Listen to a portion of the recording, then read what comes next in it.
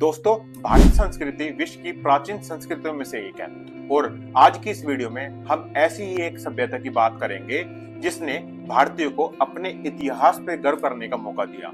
हाँ, मैं बात कर रहा हूँ इंडस वैली सिविलाइजेशन की। तो चलिए जानते हैं आज की इस वीडियो में कि क्या ऐसी चीजें हैं जो इंडस वैली सिविलाइजेशन को दुनिया की सबसे प्राचीन और एडवांस सिविलाइजेशन बनाता है। आज से 4500 साल पहले 2600 बीसी में एक अर्बन सिविलाइजेशन के रूप में एग्जिस्टेंस में आया और इसी के साथ एक वो कल्चरल हेजीमोनी को फुल स्टॉप लगा जो हमेशा से ये बोलती आई थी कि वेस्ट ही सिविलाइज्ड है। तो 1921 में इंडियन आर्कोलॉजिस्ट दयाराम साहनी ने जब एक्सकावेशन किया तो उन्होंने एशियंट सिटी हड़प्पा को खोज निकाला, क्योंकि ये अपने समय में एक वेल प्लान्ड सिटी थी जो आज भी हमें इंस्पायर करती। तो दोस्तों, Indus valley civilisation title first time John Marshall ने दिया था और इसको हड़प्पन सिविलाइजेशन बोला जाता है। और उस टाइम पे जो और भी सिविलाइजेशन एग्जिस्ट करती थी उसमें से थी Mesopotamia civilisation and Egypt civilisation. वैसे तो हड़प्पन रूल्स का सबसे पुराना रिकॉर्ड ईस्ट इंडिया के सोल्जर चार्ल्स मैसन की बुक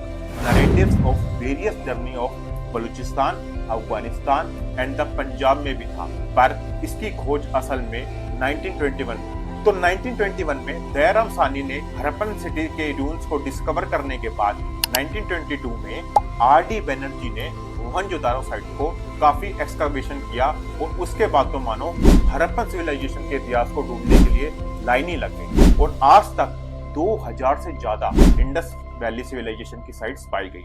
पर जो सेकंड सबसे मेजर साइट थी वो थी राखी गढ़ी, जिसको अमरिंदर नाथ जी ने 1997 में डिस्कवर किया और 2014 में वसंत शिंदे ने एक्सकवेशन में इसको हड़प्पन सिविलाइजेशन की सबसे लार्जेस्ट साइट बना दिया, जो कि 300 हेक्टेयर में फैली हुई। तो दोस्तों, हिस्टोरियंस आईवीसी की हिस्ट्री को 4 फेजेस में डिवाइड करते हैं। तो पहला है प्री हड़प्पन, जिसका टाइम पीरियड है 3300 बीसी। इस फेज में नोमैडिक लोगों ने अपने सेटलमेंट्स बनाने स्टार्ट किए और एग्रीकल्चर को भी स्टार्ट किया और एग्रीकल्चर का जो प्रमाण वो मेहरगढ़ नाम की जगह पे मिलता है। और दूसरी है अर्ली हड़प्पा, जो 3300 बीसी से लेके 2600 बीसी तक था और इस समय हड़प्पन में बड़े बड़े विलेजेस बने और बाद में अर्बन टाउन्स में वो कन्वर्ट हो गए।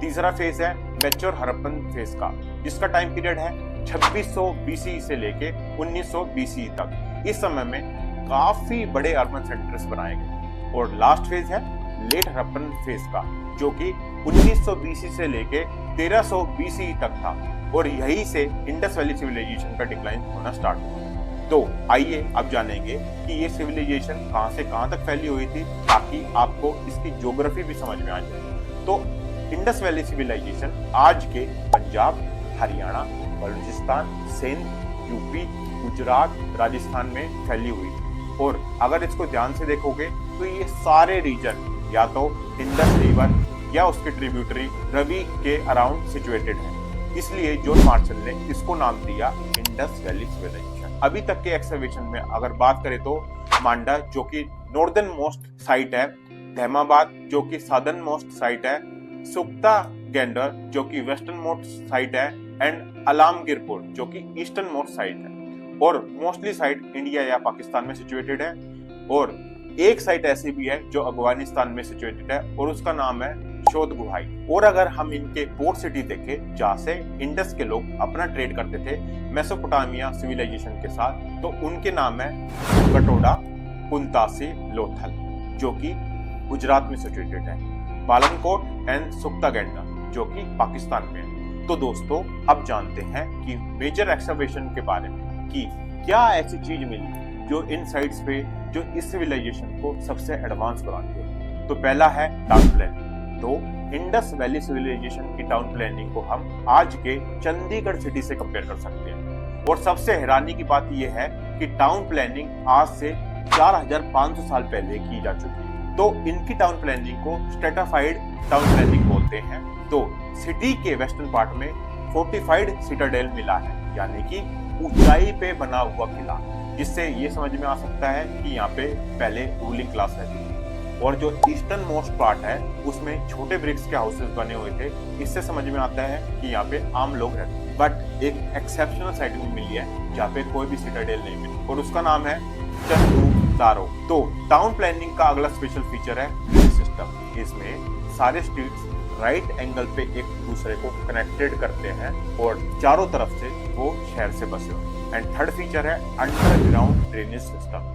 हर स्ट्रीट में ड्रेनेज देखने को मिले और घरों में वर्टिकल पाइप्स जो मिले वो ड्रेनेज से कनेक्टेड। और अगर सबसे यूनिक आर्किटेक्चर की बात की जाए तो उसमें नाम आता है मोहनजोदारो के द ग्रेट बाथ स्ट्रक्चर का। ये ब्रिक से बना हुआ 6x12 मीटर का स्ट्रक्चर है और यहाँ माना जाता है कि यहाँ पे स्पिरिचुअलिटी के लिए या किसी स्पेशल रिलीजियस ओकेशन के लिए ये काम में आता था। अगला मेजर स्ट्रक्चर है वो है ग्रेनरी। एक मैसिव ग्रेनरी मोहनजोदारो में मिली जिसका यूज शायद उस टाइम पे एग्रीकल्चर के प्रोडक्ट्स को स्टोर करने में यूज होता था।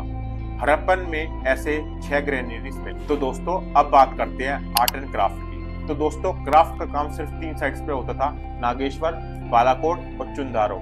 यहाँ पे मिले क्राफ्ट आज भी हमारे म्यूजियम में पाए जाते हैं। और अगर स्कल्पचर की बात करें तो सबसे इम्पोर्टेंट है रेड स्टोन से बना हुआ मेल का अपर पार्ट। इसके अलावा बियर्डेड मैन का स्कल्पचर भी काफी फेमस है जो कि स्टेराइट से बना हुआ था और इसकी बनावट से लगता है कि ये एक प्रीस्ट का था।